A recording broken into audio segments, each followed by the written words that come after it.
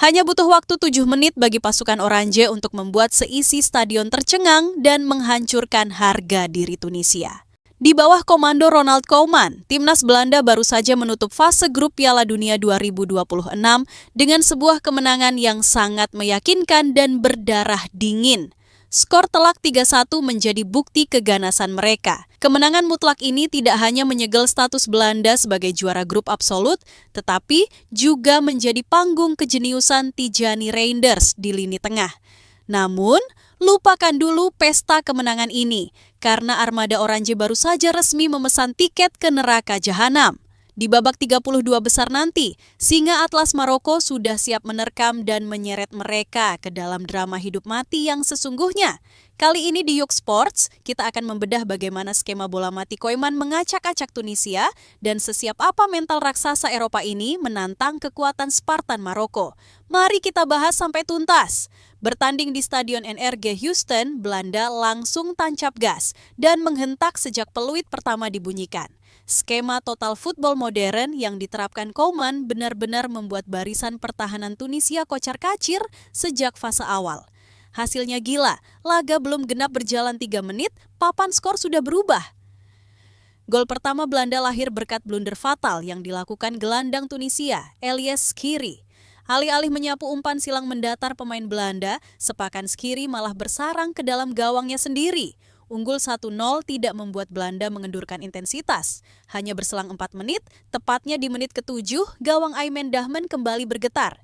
Melalui skema bola mati, sang kapten Virgil van Dijk mengirim umpan sundulan cerdik yang langsung disambar oleh Brian Brobby lewat tembakan first time jarak dekat yang mematikan. 2-0 dalam waktu 7 menit membuat Belanda memegang kendali penuh jalannya pertandingan hingga babak pertama usai. Memasuki babak kedua, Tunisia yang dilatih oleh taktisian berpengalaman, Hervé Renard, mencoba memberikan respons cepat. Mereka menaikkan garis serangan demi mengejar ketertinggalan. Momentum yang dicari Tunisia akhirnya datang pada menit ke-54. Berawal dari skenario sepak pojok akurat yang dilepaskan Hannibal Mejbri, Hazem Masturi melompat tinggi dan melepaskan sundulan tajam yang merobek jala gawang Belanda. Skor berubah menjadi 2-1.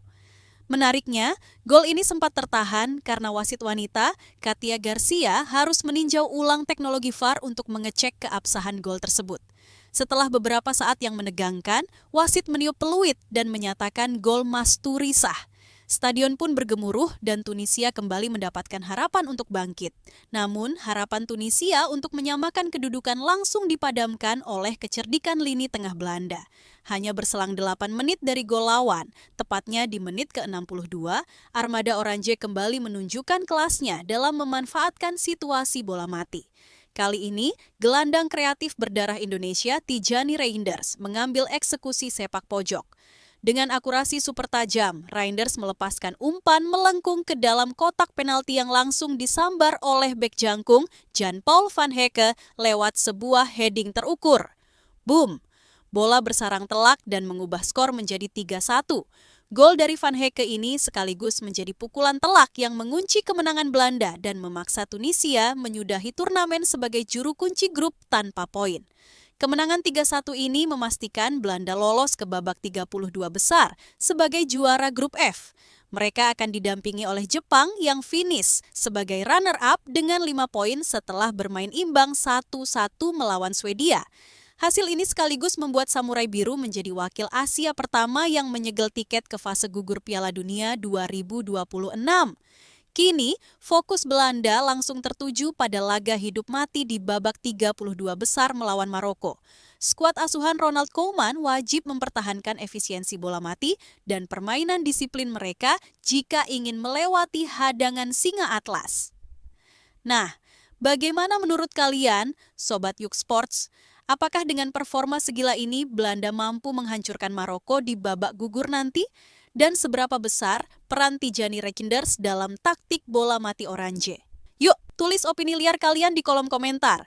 Jangan lupa klik like, share, dan subscribe channel Yuk Sports agar nggak ketinggalan update Piala Dunia 2026 paling tajam dan faktual. Sampai jumpa di video berikutnya.